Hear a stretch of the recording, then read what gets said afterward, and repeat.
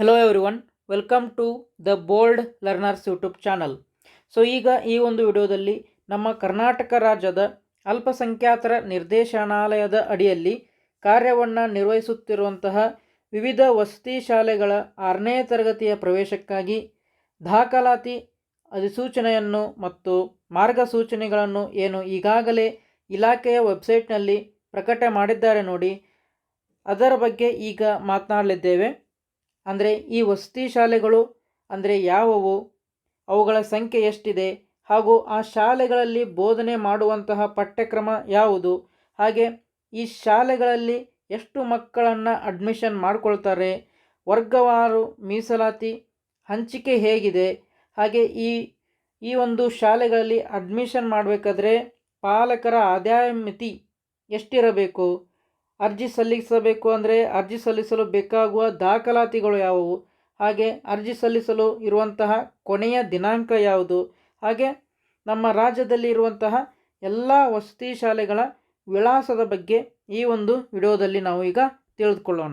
Okay, so ಈಗಾಗಲೇ ನಮ್ಮ YouTube ಚಾನಲಲ್ಲಿ ಈ ಒಂದು ಪರೀಕ್ಷೆಗೆ ಏನು ಬೇಕಾಗಿರುವಂತಹ ತಯಾರಿಗಾಗಿ ಬಹಳಷ್ಟು ವಿಡಿಯೋಗಳನ್ನು ಮಾಡಿ ಈಗಾಗಲೇ ಅಪ್ಲೋಡ್ ಮಾಡಿದ್ದೇವೆ. ನೀವೀಗ ಸ್ಕ್ರೀನ್ ಮೇಲೆ ಸಹ ಅದನ್ನ ನೋಡ್ಬೋದು. ಓಕೆ, ಸೊ ಈ ಒಂದು ವಿಡಿಯೋಗಳ ಲಿಂಕ್ಗಳನ್ನು ನಾನು ನಮ್ಮ ಇದೇ ವಿಡಿಯೋದ ಒಂದು ಡಿಸ್ಕ್ರಿಪ್ಷನ್ ಬಾಕ್ಸ್ನಲ್ಲಿ ನೀಡಿರ್ತೇನೆ. ನೀವು ಈ ವಿಡಿಯೋಗಳನ್ನು ಸಹ ನೋಡ್ಕೊಳ್ಬೋದು.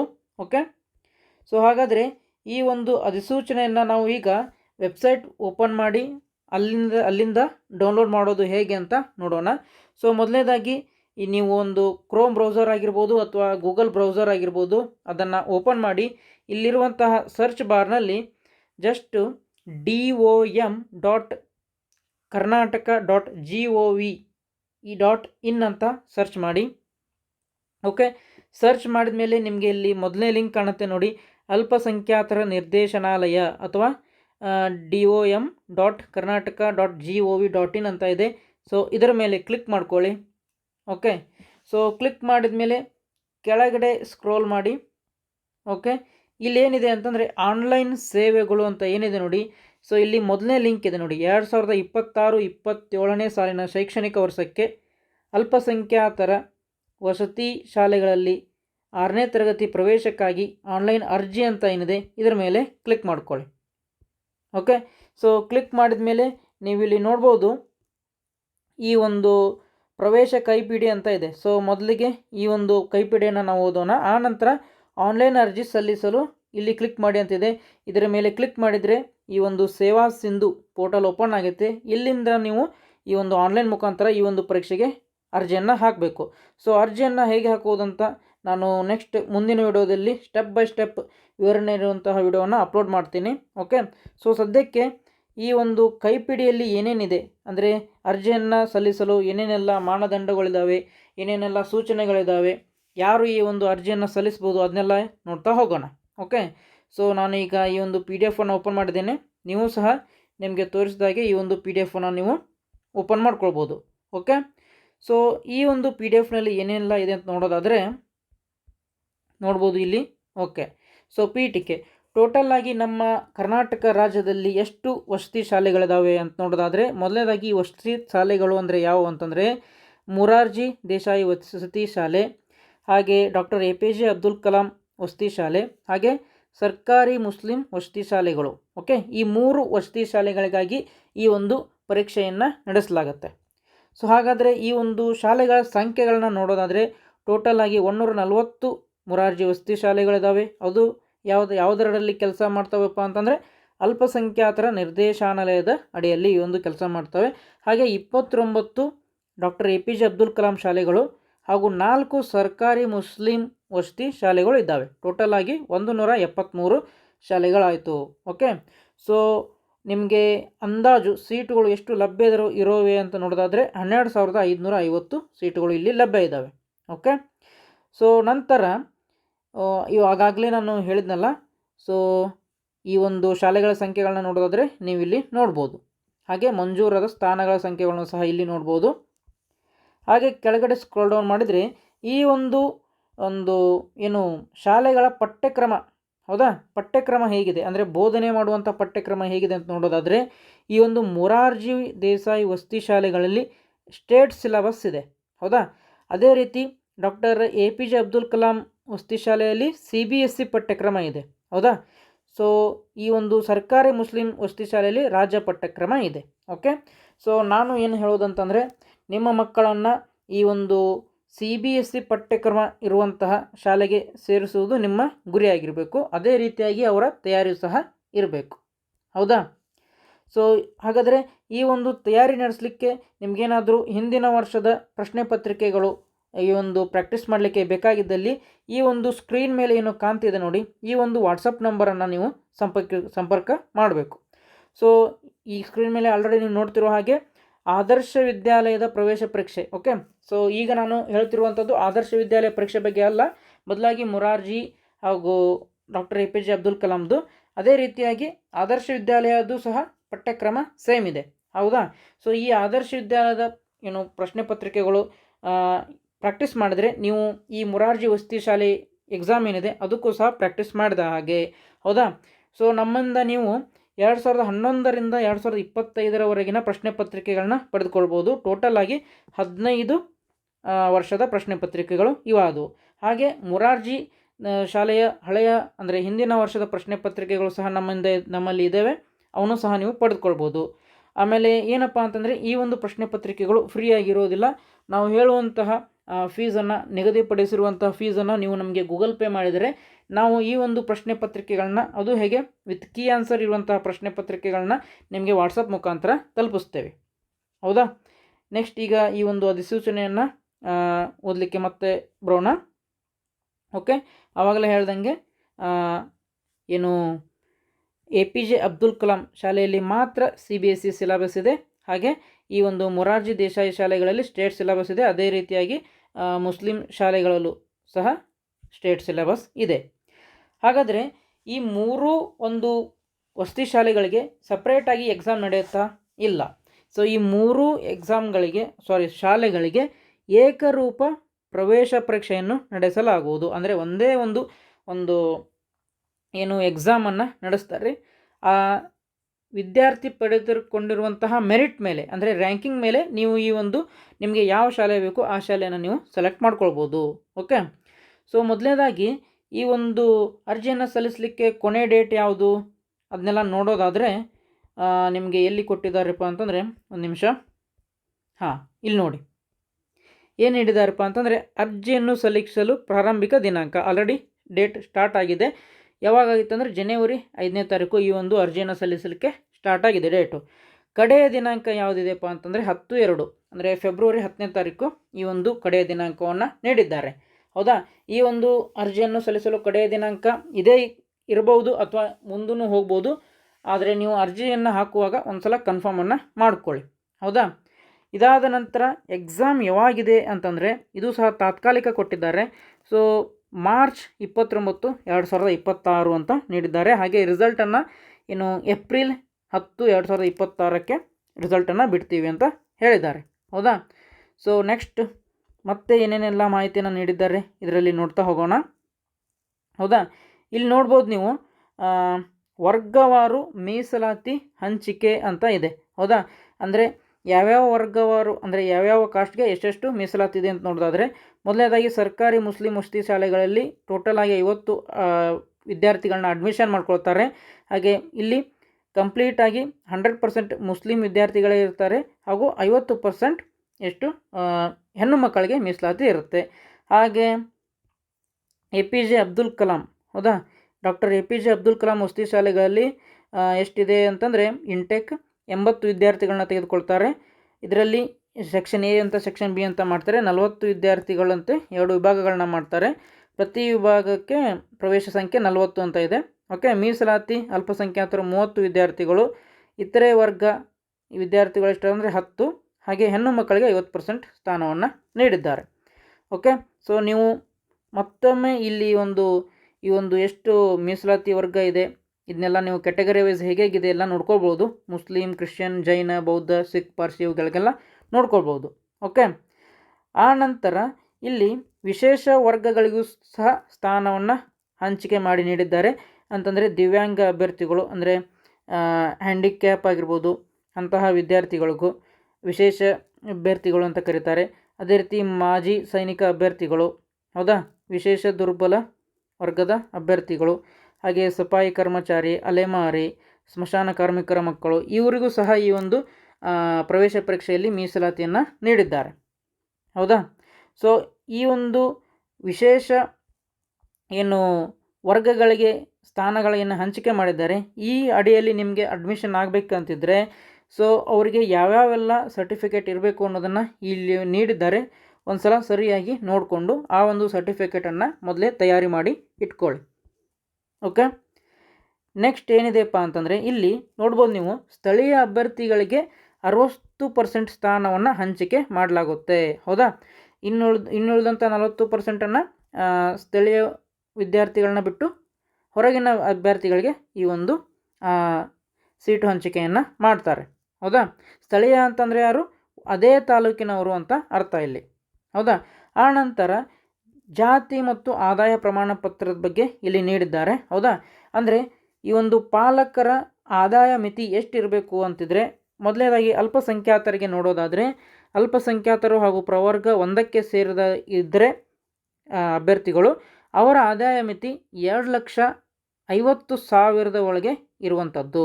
ಹೌದಾ. ಅದು ಏನು, ಒಂದು ವರ್ಷಕ್ಕೆ 2,50,000ಕ್ಕಿಂತ ಕಡಿಮೆ ಇದ್ದರೆ ಅವರು ಈ ಒಂದು ಅರ್ಜಿಯನ್ನು ಸಲ್ಲಿಸ್ಬೋದು. ಹಾಗೆ ಹಿಂದುಳಿದ ವರ್ಗ OBC ಎಲ್ಲ ಬರ್ತಾವಲ್ಲ, 2A, 3A, 3B ಹಾಗೂ ಪ್ರವರ್ಗ 1ಕ್ಕೆ ಸೇರಿದ ಅಭ್ಯರ್ಥಿಗಳು ಎಷ್ಟು ಆದಾಯ ಮಿತಿ ಇರಬೇಕಂದ್ರೆ ಅವ್ರಿಗೂ ಸಹ 2,50,000 ಒಳಗೆ ಇರಬೇಕಾಗಿದ್ದು. ಹಾಗೆ ಪರಿಶಿಷ್ಟ ಜಾತಿ ಮತ್ತು ಪರಿಶಿಷ್ಟ ವರ್ಗಕ್ಕೆ ನೋಡೋದಾದರೆ ಅವ್ರಿಗೂ ಸಹ 2,50,000 ಒಳಗೆ ಆದಾಯ ಮಿತಿ, ವಾರ್ಷಿಕ ಆದಾಯ ಮಿತಿ ಇರಬೇಕು. ಹೌದಾ. ಈ ಒಂದು ಅರ್ಜಿಯನ್ನು ಹೇಗೆ ಸಲ್ಲಿಸಬೇಕು ಅಂತ ನೋಡೋದಾದರೆ, ಈ ಒಂದು ಅರ್ಜಿಯನ್ನು ಏನು ಅಲ್ಪಸಂಖ್ಯಾತರ ನಿರ್ದೇಶನಾಲಯದ ಈ ಒಂದು ಎಕ್ಸಾಮನ್ನು ನಡೆಸ್ತಾರೆ. ಸೊ ಇದನ್ನು ಆನ್ಲೈನ್ ಮುಖಾಂತರ ಅರ್ಜಿ ಸಲ್ಲಿಸಬೇಕು. ಆನ್ಲೈನ್ ಮುಖಾಂತರ ಅರ್ಜಿಯನ್ನು ಸಲ್ಲಿಸಲಿಕ್ಕೆ ಲಿಂಕ್ ಇಲ್ಲಿದೆ, ಸೇವಾ ಸಿಂಧು ಸರ್ವಿಸಸ್ ಅಂತ ಇದೆ. ಹೌದಾ. ಆ ನಂತರ ಈ ಒಂದು ಅರ್ಜಿಯನ್ನು ಸಲ್ಲಿಸಲಿಕ್ಕೆ ಒಂದು ವಿದ್ಯಾರ್ಥಿಗಳಿಗೆ ಇರಬೇಕಾದಂಥ ಅರ್ಹತೆಗಳು ಏನೇನಪ್ಪ ಇದ್ದಾವೆ ಅಂತ ನೋಡೋದಾದರೆ, ವಿದ್ಯಾರ್ಥಿ ಈಗ 5ನೇ ತರಗತಿಯಲ್ಲಿ ಓದುತ್ತಿರಬೇಕು. ಹೌದಾ. ಆಮೇಲೆ ದಾಖಲೆಗಳ ಪರಿಶೀಲನೆ ಸಂದರ್ಭದಲ್ಲಿ 5ನೇ ತರಗತಿಯ ಅಂಕಪಟ್ಟಿಯನ್ನು ಕಡ್ಡಾಯವಾಗಿ ಹೊಂದಿರಬೇಕು. ಓಕೆ. ಸೊ ಈಗ 5ನೇ ತರಗತಿಯಲ್ಲಿ ಓದ್ತಿರಬೇಕು. ಅಡ್ಮಿಷನ್ ಮಾಡುವಂಥ ಟೈಮ್ನಲ್ಲಿ, ಅಂದರೆ 6ನೇ ತರಗತಿಗೆ ಅಡ್ಮಿಷನ್ ಮಾಡುವಂಥ ಟೈಮ್ನಲ್ಲಿ ಅವರ 5ನೇ ತರಗತಿಯ ಮಾರ್ಕ್ಸ್ ಕಾರ್ಡ್ ಅವರನ್ನು ಹೊಂದಿರಬೇಕು. ಆ ನಂತರ ಕರ್ನಾಟಕ ರಾಜ್ಯದ ಕಾಯಂ ನಿವಾಸಿ ಆಗಿರಬೇಕು, ಅಂದರೆ ಕರ್ನಾಟಕದವರೇ ಆಗಿರಬೇಕು. ಹಾಗೂ ಮಕ್ಕಳ ವಯಸ್ಸು 9ರಿಂದ 13 ವರ್ಷದೊಳಗೆ ಇರಬೇಕು ಅಂತ ಹೇಳಿದ್ದಾರೆ. ಓಕೆ. ಅರ್ಜಿ ಸಲ್ಲಿಸುವ ವಿಧಾನ ಆವಾಗಲೇ ಹೇಳ್ದಂಗೆ ಆನ್ಲೈನ್ ಮುಖಾಂತರ ಹಾಕಬೇಕು, ಸಿಂಧು ಸೇವಾ ಪೋರ್ಟಲ್ ಮುಖಾಂತರ ಹಾಕಬೇಕು. ಓಕೆ.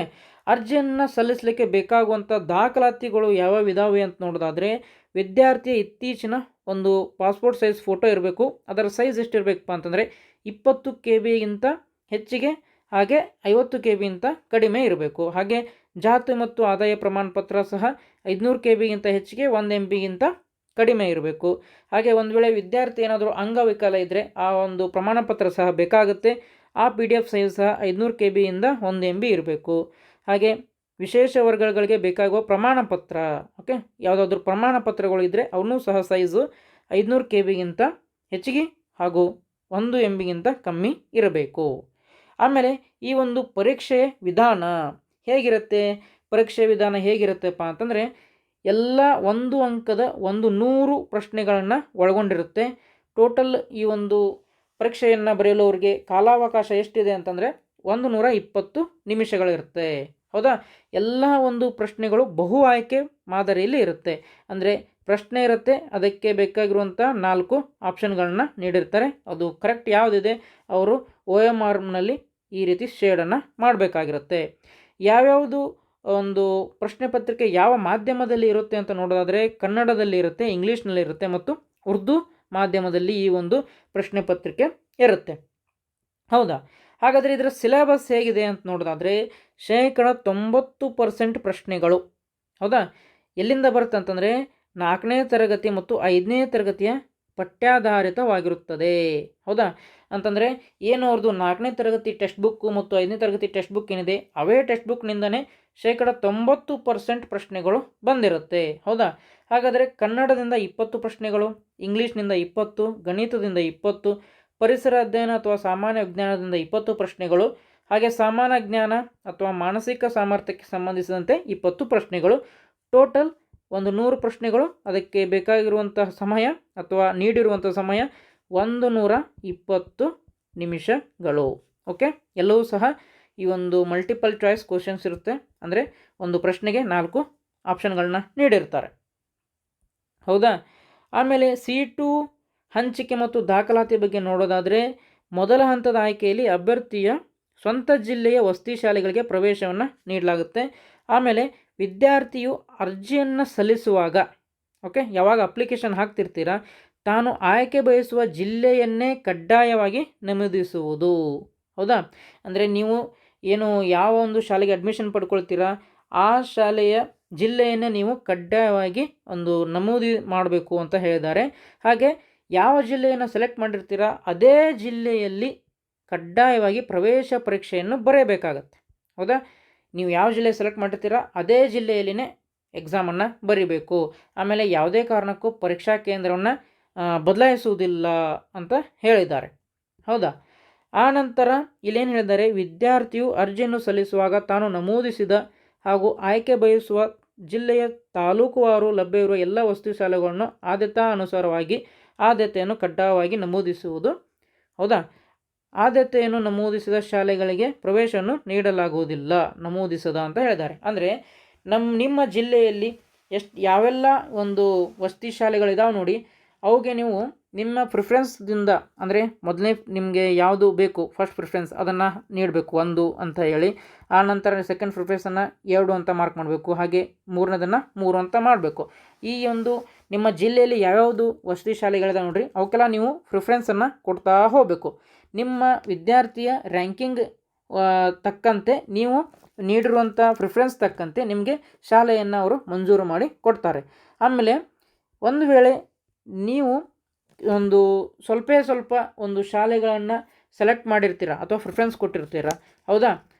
ಹಾಗೆ ಸ್ವಲ್ಪ ಒಂದು ಶಾಲೆಯನ್ನು ಪ್ರಿಫರೆನ್ಸ್ ಕೊಟ್ಟರೆ ನಿಮ್ಮ ಮಗುವಿಗೆ ಸೀಟು ಸಿಗುವುದು ಸ್ವಲ್ಪ ಚಾನ್ಸಸ್ ಕಮ್ಮಿ ಆಗುತ್ತೆ. ಆದ್ದರಿಂದ ಏನು ಮಾಡಬೇಕು, ನಿಮ್ಮ ಜಿಲ್ಲೆಯಲ್ಲಿರುವಂತಹ ಎಲ್ಲ ಶಾಲೆಗಳಿಗೂ ನಿಮ್ಮ ತಕ್ಕಂತೆ ನಿಮಗೆ ಯಾವ್ಯಾವ ಬೇಕೋ ಆ ರೀತಿ ಪ್ರಿಫರೆನ್ಸನ್ನು ಕೊಡ್ತಾ ಹೋಗಬೇಕು. ಆವಾಗ ನಿಮಗೆ ಸೀಟ್ ಸಿಗುವಂಥ ಚಾನ್ಸಸ್ಸು ಹೆಚ್ಚಿಗೆ ಇರುತ್ತೆ. ಹೌದಾ? ಎಲ್ಲ ಶಾಲೆಯನ್ನು ಏನು ತಪ್ಪದೆ ನಮೂದಿಸಿ. ಯಾಕಂತಂದರೆ ನಮೂದಿಸದ ಶಾಲೆಗಳಿಗೆ ಪ್ರವೇಶವನ್ನು ನೀಡಲಾಗುವುದಿಲ್ಲ ಅಂತ ಹೇಳಿದ್ದಾರೆ. ಹೌದಾ? ಸೊ ಅರ್ಜಿ ಹಾಕುವಾಗ ಕಡ್ಡಾಯವಾಗಿ ಎಲ್ಲ ಶಾಲೆಗಳನ್ನು ಪ್ರಿಫರೆನ್ಸ್ನಿಂದ ಆಯ್ಕೆ ಮಾಡ್ತಾ ಹೋಗಿ. ನೋಡಿ ಇಲ್ಲಿ ಕೊಟ್ಟಿದ್ದಾರೆ, ಜಿಲ್ಲೆಯಲ್ಲಿ ಲಭ್ಯವಿರುವ ಎಲ್ಲ ಶಾಲೆಗಳ ಆದ್ಯತೆಯನ್ನು ಕಡ್ಡಾಯವಾಗಿ ಅರ್ಜಿಯಲ್ಲಿ ನಮೂದಿಸುವುದು ಅಂತ ಹೇಳಿದ್ದಾರೆ. ಹೌದಾ? ಆ ನಂತರ ಏನು ಹೇಳಿದ್ದಾರೆ ಅಂತಂದರೆ, ಈಗ ಏನು ಹೇಳಿದೆ ಅಂತಂದರೆ ನಾನು ಆದಾಯ ಮಿತಿ ಹೇಳಿದೆ. ಓಕೆ, 2,50,000 ಆದಾಯ ಮಿತಿ ಇದೆ ಅಂತ ಹೇಳಿದೆ ಎಲ್ಲ ವರ್ಗಗಳಿಗೆ.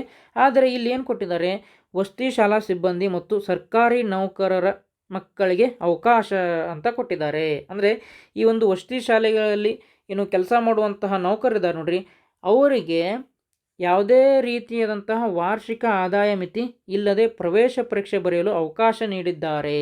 ಹೌದಾ?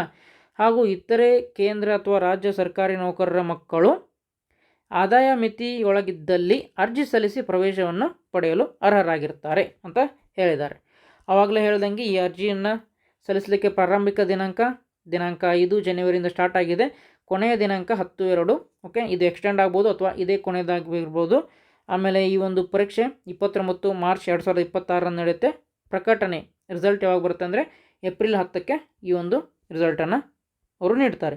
ಅದೇ ರೀತಿಯಾಗಿ ಈ ಒಂದು ವಸತಿ ಶಾಲೆಗಳಲ್ಲಿ ನೀಡುವಂತಹ ಸೌಲಭ್ಯಗಳನ್ನು ನೀಡಲಾಗಿದೆ. ಇಲ್ಲಿ ಒಂದು ಸಲ ಚೆನ್ನಾಗಿ ನೋಡ್ಕೊಳ್ಳಿ.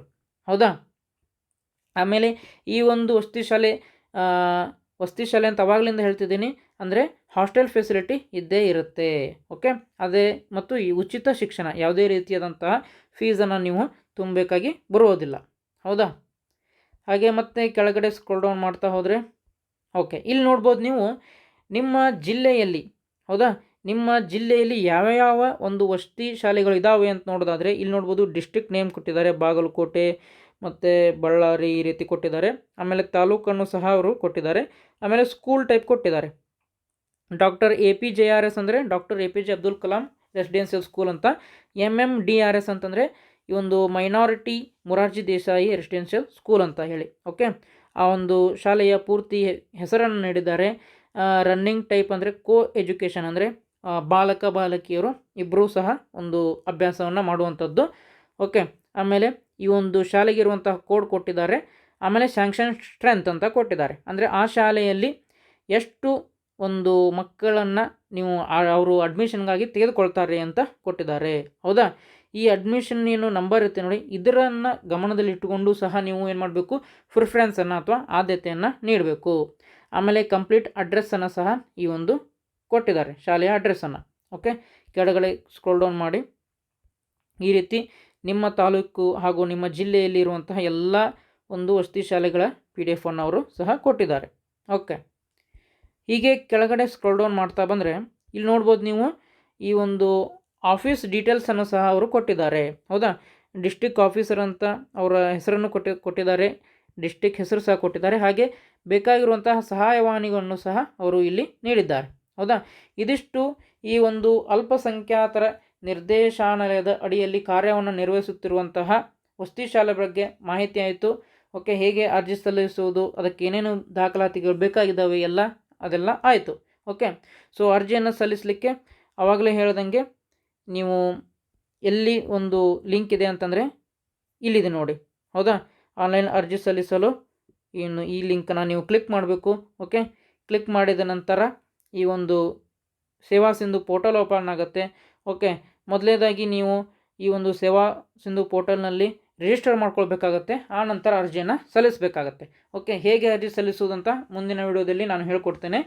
ಆವಾಗಲೇ ಹೇಳ್ದಂಗೆ ಈ ಒಂದು ಪರೀಕ್ಷೆಗೆ ತಯಾರಿಯನ್ನು ನಡೆಸಿದ್ದಲ್ಲಿ ನೀವು ನಮ್ಮಿಂದ ಈ ಒಂದು ಹಿಂದಿನ ವರ್ಷಗಳ ಮೊರಾರ್ಜಿ ದೇಸಾಯಿ ಶಾಲೆಗೆ ಸಂಬಂಧಪಟ್ಟಂಥ ಪ್ರಶ್ನೆಗಳು ಆಗಿರ್ಬೋದು, ಪ್ರಶ್ನೆ ಪತ್ರಿಕೆಗಳಾಗಿರ್ಬೋದು, ಹಾಗೆ ಆದರ್ಶ ವಿದ್ಯಾಲಯಕ್ಕೆ ಸಂಬಂಧಪಟ್ಟಂಥ ಪ್ರಶ್ನೆ ಪತ್ರಿಕೆಗಳಾಗಿರ್ಬೋದು, ಹೌದಾ, ಅಲ್ಪಸಂಖ್ಯಾತರ ಮೊರಾರ್ಜಿ ಆಗಿರ್ಬೋದು, ಮೌಲಾನಾ ಆಜಾದ್ ಶಾಲೆಗೆ ಸಂಬಂಧಪಟ್ಟಂಥ ಪ್ರಶ್ನೆಗಳಾಗಿರ್ಬೋದು, ಇವುಗಳನ್ನ ನೀವು ಈ ಒಂದು ವಾಟ್ಸಪ್ ನಂಬರ್ಗೆ ಸಂಪರ್ಕ ಮಾಡಿ ಪಡೆದುಕೊಳ್ಬೋದು ಅಂತ ಹೇಳ್ತಾ ಮತ್ತೆ ಮುಂದಿನ ವಿಡಿಯೋದಲ್ಲಿ ಸಿಗೋಣ. ಜೈ ಹಿಂದ್.